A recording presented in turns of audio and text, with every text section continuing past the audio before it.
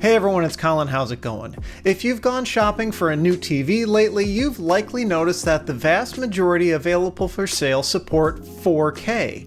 But what's the big deal with that resolution, and what's behind the big push for those sets anyway?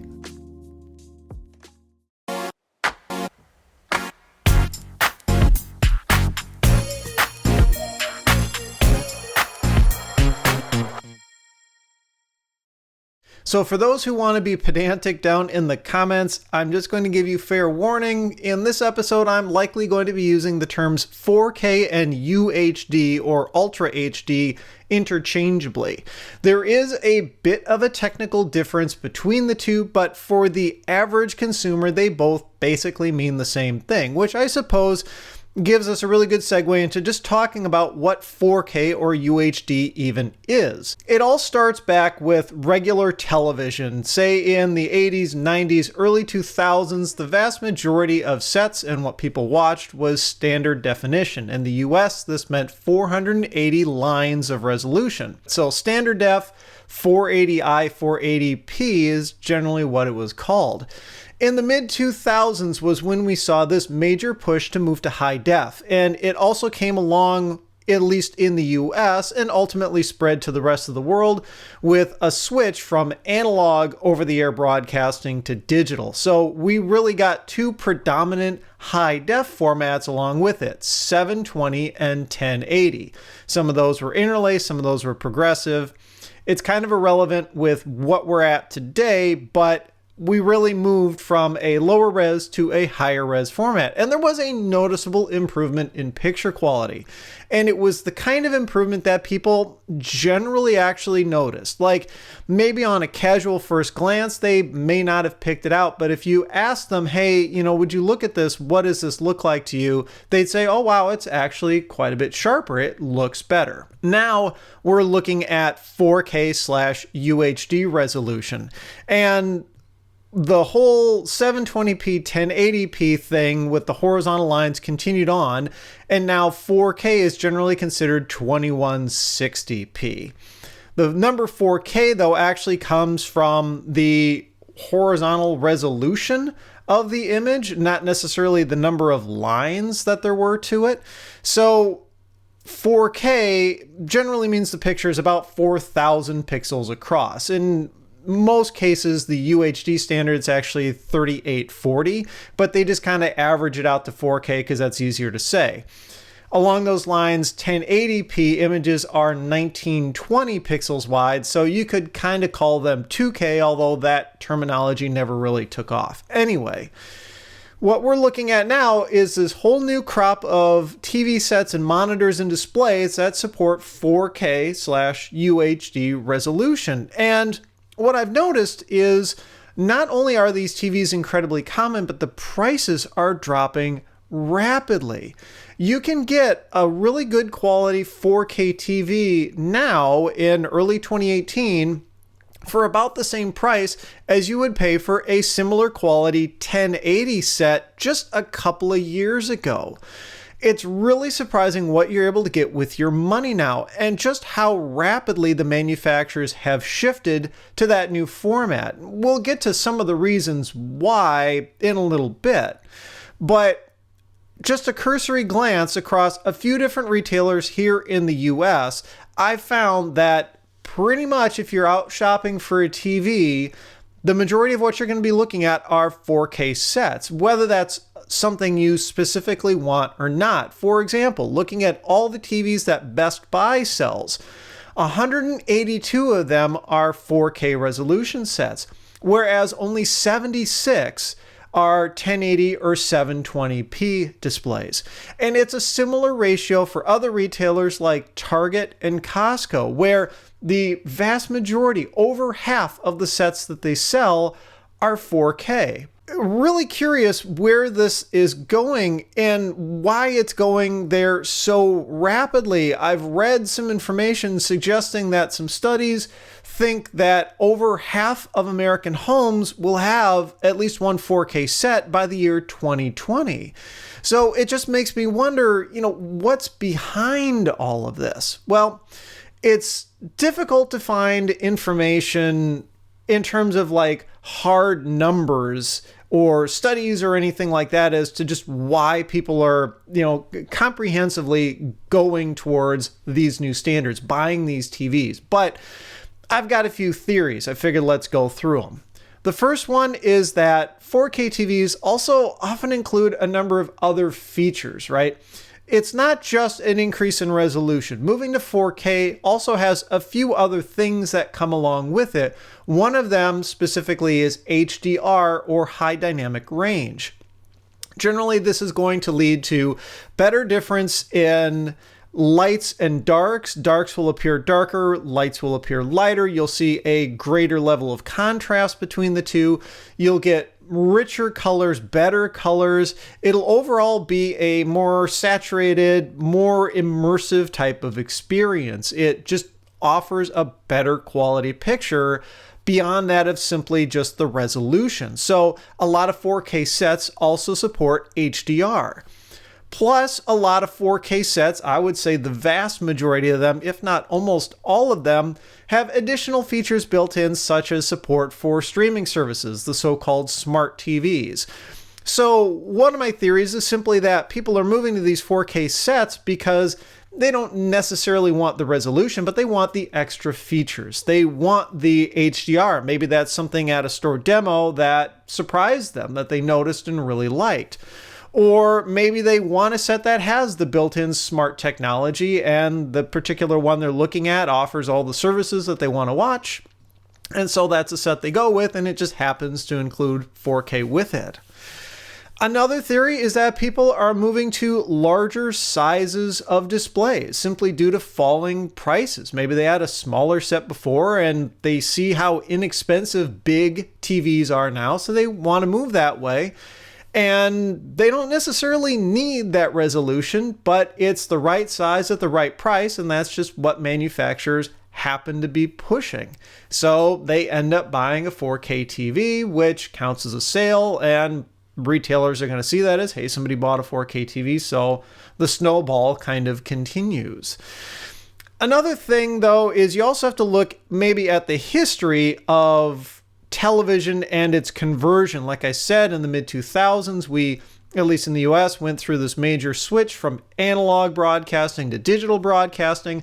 During that time, people had to either buy a new TV or get a converter box for their old one.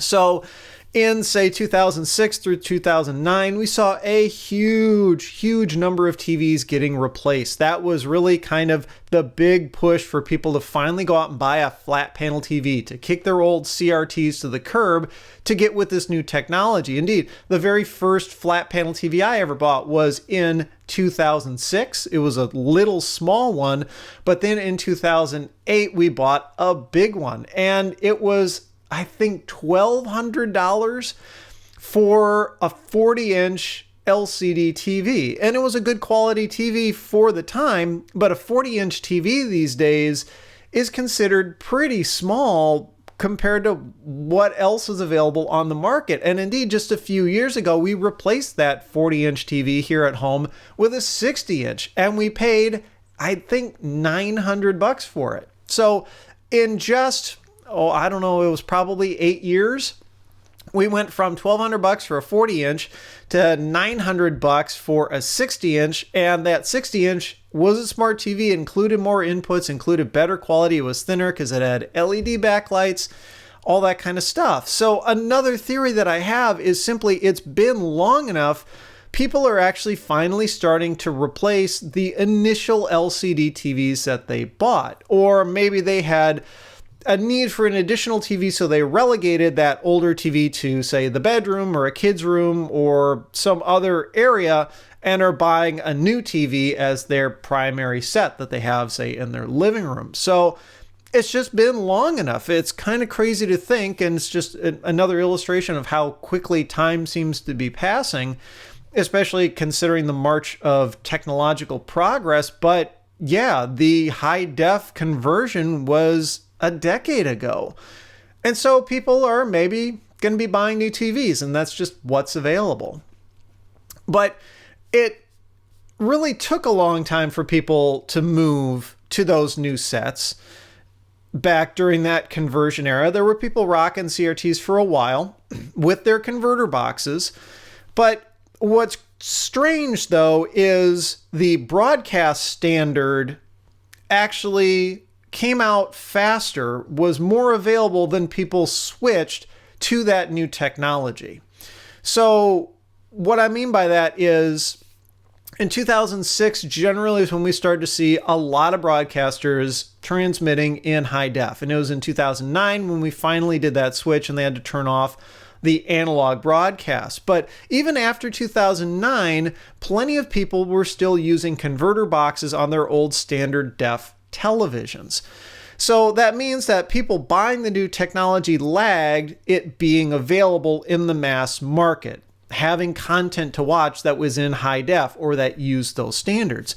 What's strange, though, is we're seeing that as a bit of a flip, where we've got this huge number of 4K TVs that are being sold, but in a lot of ways that resolution is being wasted. Those extra features like the HDR and all that, they're being wasted because of a relative lack of content or lack of content delivery that works for everybody. A lot of the resolution argument kind of comes down to simple physics. I'm not myself 100% sold on 4K as a resolution necessarily being all that beneficial. It's, a nice to have kind of thing. But if you think about it, you would have to sit really close to a really big TV to basically notice the difference in resolution between 4K and 1080. At the typical sizes of TVs that people buy and how far away from the TVs they typically sit, say they've got the TV on a wall or on an entertainment center and they're sitting on a couch on the other side of the room, most people aren't really going to notice the difference in resolution. But even for the people that can, there is a relatively limited amount of content available to watch, or limited ways for them to actually watch that content. The most obvious one you can think of is going to be the 4K Blu-Rays. And yeah, they offer probably the best possible picture quality, and they're going to be the most likely to adopt features like HDR, the additional surround sound channels, all of that, but they're relatively limited in number.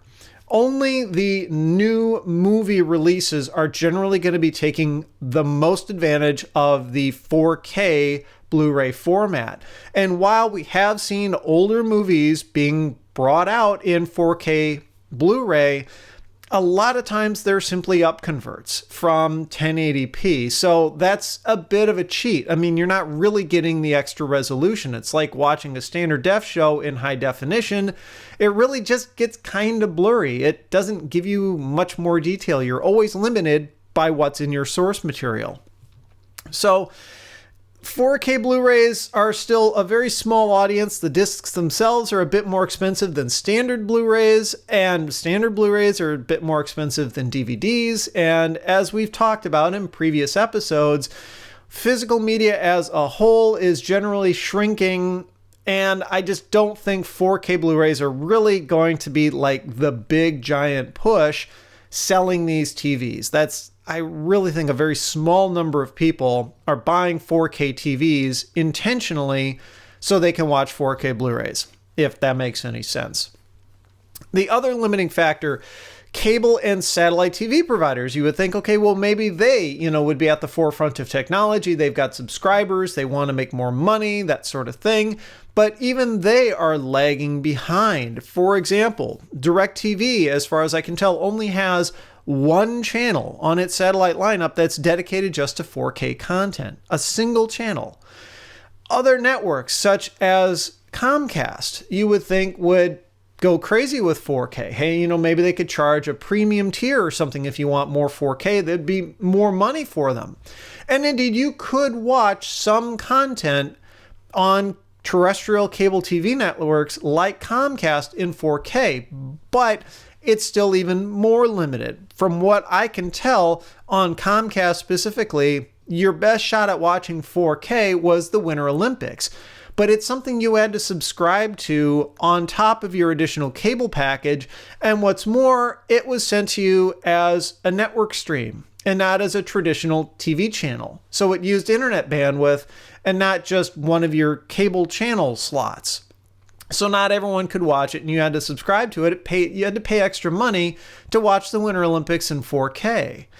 So it's limited in terms of the channel surfers, people who just want to sit there and flip, up and down on the remote. They don't care about picking a specific show, the video on demand kind of stuff. Just sitting on the couch, you've got relatively limited 4K content that you can watch. Perhaps the best source of 4K content, at least the broadest source, are going to be network streaming services. Things like Netflix and Hulu. YouTube, I would argue, is probably the broadest source of 4K content, simply because you've got the most people out there that can create in 4K, considering the number of consumer devices that are able to film in that format, which we'll talk about a little bit later on here. But there are some concerns and considerations regarding network streaming of 4K as well.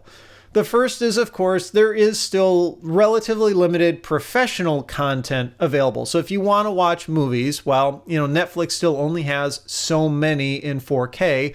The vast majority of TV shows still aren't being shot in 4K. So you've got limited selection. It is still a fairly new format professionally, but the other thing is the actual delivery mechanism. You may have a set-top box capable of playing back 4K, and you may have a TV capable of displaying 4K, but what about your internet connection? In general, and this is going to depend on the service that you use, but in general, you're going to need at least 20 megabit of internet bandwidth on the download side in order to watch 4K with a reasonably good experience. Well, a lot of other places in the world are really good about internet service for low prices and good quality and all that. Unfortunately, the United States is not one of them. The internet sucks in this country, and a lot of people can't even hit 20 megabit. It sounds like a tiny number these days, considering what we're even able to get for bandwidth on our phones when we're out driving in the middle of nowhere. But for a lot of people in their own homes, in their neighborhoods, they're lucky to hit 20 megabit of bandwidth. So if you try to share that connection with somebody else, let's say you want to watch a movie in 4K while somebody else surfs the web or watches YouTube on another device or whatever, you may not have enough bandwidth to go around with that. The other thing on top of it, and we've also talked about this, and I've ranted about this at least a couple of times, are download bandwidth caps from your ISP, saying you can only download so much data per month without having to pay extra. 4K video is pretty big in terms of size. I've been shooting 4K on this channel for 4 or 5 months now, and I've seen the average file size more than double compared to when I was shooting just 1080p. So think about that when it comes to your download bandwidth cap. You may not be able to watch as much content as you otherwise would want to watch in 4K without having to pay extra money to your ISP, because of course, in this country, most ISPs also run cable networks or some sort of TV network, and they would much rather you pay for a TV subscription than just watch it all over the internet. They want to make extra money. So network streaming services, yes, you've probably got the best selection there, but you still just don't get this free-for-all watch as much as you want to watch. For the majority of people, there's going to be some limitation there too. Finally, you may think, okay, well, you know what? Just stick an antenna up, right? Let's go over the air. It's going to be free for everybody. You can watch all that content. No bandwidth concerns. You don't have to pay anybody any extra money and all that. Well, right now, Atsc, which is the broadcast standard for digital high definition over the air, doesn't support anything higher than 1080 content. A new standard called Atsc 3.0 has been drafted, and it's in this kind of limited rollout phase. It is a voluntary standard that broadcasters can decide whether they want to use or not, but it is in some ways very different than current digital over-the-air broadcasting. The first thing is that it will support, of course, 4K. It'll also support some of the additional features like HDR, additional and better support for surround sound. It's also a modular or extendable type of format, so it could go to even higher resolution or even better features, color depth, that sort of stuff, higher frame rates as time goes on. So it is a forward-thinking format. However, it is not backward compatible with ATSC 1.0 in that if you have an older TV that only can receive 1.0, you have to get a separate converter box in order to use 3.0. Or if you buy a new TV, you need to make sure that the new TV supports ATSC 3.0 in order to receive those signals to get that higher quality. Otherwise, you're going to be rocking a converter box. Well, there have been a lot of 4K TVs sold that don't support ATSC 3.0. So even though there are people with 4K TVs, they may still need a converter box in order to get that full quality image. Something else that's weird, though, about the whole standard is it's not just over the air. There's also an internet connectivity component to it. And this is said to be used for geolocation or geotargeting. The idea is that, let's say there's some sort of weather alert or emergency or something like that. Right now, when it comes to broadcast TV, they have to broadcast that out to everyone who is within reception range of the transmitter, right? So how often have you ever been, say, watching TV, maybe prime time, it's a show you really want to watch, and the station has to break into that programming because of a weather alert? And you may look at the radar on screen and what the weather person is saying, and that event is nowhere near where you live.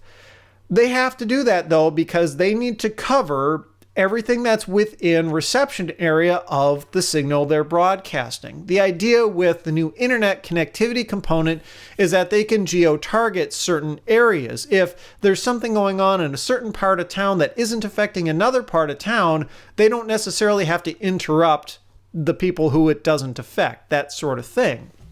But the fact that there is an always-on internet connectivity portion to it is a major shift, because previously all you ever needed to do to watch over-the-air television was just have electricity. It was completely free other than just the initial cost to buy the equipment, which prices kept going down, and antennas are pretty cheap. So yeah, you don't really have to worry about bandwidth and all that so much anymore, but ATSC 3.0 is going to cost you some extra money just to use it, namely in that it's going to be piggybacking on your internet connection. And there are some concerns for people who just are living very low income. They don't have the kind of money. They rely on over-the-air television for their information because maybe they can't afford cable or an internet connection, but they could afford, an inexpensive TV and an antenna. It's going to lock those people out of being able to get that kind of content. Now, you may be saying, well, ATSC 3.0 is a voluntary standard. They don't have to go out and buy a 4K TV. You may be sitting there thinking, well, if you're poor, you probably can't afford a 4K TV anyway. Why are you caring about 4K quality? Well, here's the other thing. While ATSC 3.0 is a voluntary standard and that broadcasters can continue to broadcast over ATSC 1.0, the current standard, going forward, there is, however, a financial incentive for them to move to 3.0. And that is that geo-targeting could also potentially be used for advertising. Any sort of opportunity for a market like that to be able to make more money, they're going to jump on it, especially considering how fewer and fewer people are even watching over-the-air broadcasts as it is. People just keep moving towards cable or streaming services. So the broadcast networks are going to jump on any sort of opportunity that they can to make more money. So I guess, rant over a little bit, but broadcast is not necessarily going to be the be-all end-all for getting good quality 4K content. You're going to have to pay for it one way or another. That's just, I guess, the way the nature of the entertainment industry is going.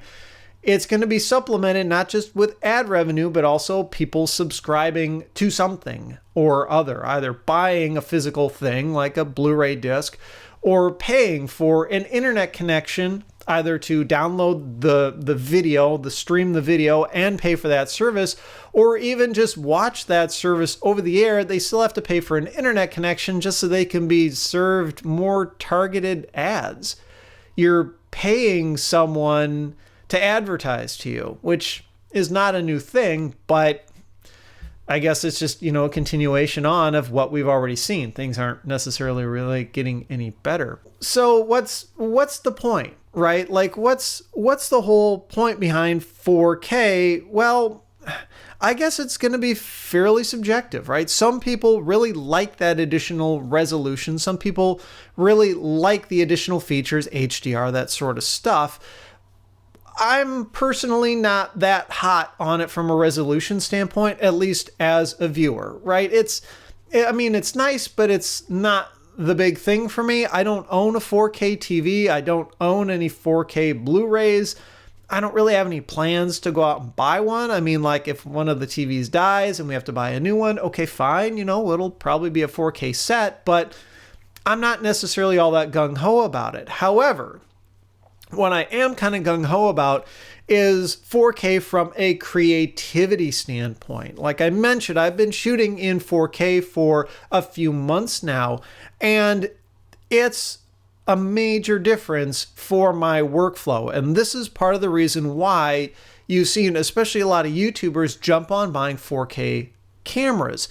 It's not so much that we want to output video in 4K. There certainly are a lot of YouTubers who are editing and outputting in 4K. There are even some that are outputting in 8K, if you can believe that.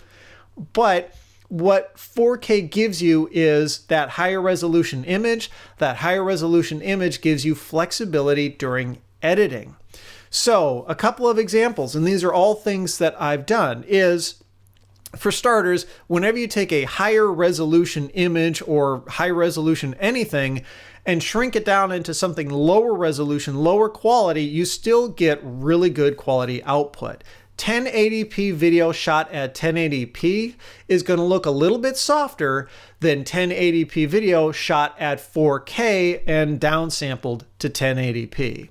So that's one aspect to it. The other thing, though, is because you've got such high resolution, you can crop in on the image if you're outputting at 1080p and still have that quality hold up. Things get blurry and soft if you're blowing up a 1080p image in a 1080p frame. But if you're cropping in on a 4K image in a 1080 frame, you get to keep that same overall level of sharpness. Things just look good. And that's not just for creative purposes. Say you want to reframe something during editing, or you want to get tighter on something, maybe because your zoom lens couldn't get in close enough, something like that. But also for some other options like software-based image stabilization. Maybe you did a handheld shot and it ended up a little bit shakier than you were hoping it to be. Because you were shooting in 4K, you can run it through an image stabilizing algorithm, which will tend to crop in on the image a little bit because it needs to kind of, software bounce around within that frame to smooth things out. But again, it'll stay sharp. Also, like with TVs in general, cameras that can shoot 4K also offer things like better color depth. I've been shooting all my 4K content in 10-bit color instead of 8-bit color because it gives me better capabilities when trying to make the image look as good as I want, but also gives you options for things like high dynamic range video, which I haven't really gotten into yet, but I'm sure I will at some point. So from a playback standpoint, it maybe doesn't matter quite so much, but from a creative standpoint, 4K is actually really cool. What's nice is that the cost of 4K cameras has been coming down about as rapidly as the cost of 4K televisions. So while we're stuck in this weird kind of middle phase of relatively limited amounts of 4K content and limitations to their delivery methods, at least we've got people on both ends being able to make the content and also consume it. So I have no doubt that in a relatively short amount of time, maybe just a year or two, things will really start to push forward and 4K content will become the norm, whether it's even necessarily justified or not. Anyway, I am of course curious as to your thoughts. Do you have a 4K TV? Do you notice the difference? Does it really do anything for the experience for you, or is it just like any other TV and you don't really care? I'm just curious as to your thoughts, so be sure to leave those down in the comments below. Also, if you're interested in audio-only versions of these podcasts, I have them available for Patreon supporters at all contribution levels. They're available as regular downloadable MP3 files, but there's also RSS support, and they usually do go live a few days before they show up on YouTube. So just something to think about. If you like this one, I would appreciate a thumbs up. Be sure to subscribe if you haven't already. You can follow me on Twitter and Instagram at thisdoesnotcomp. And as always, thanks for watching.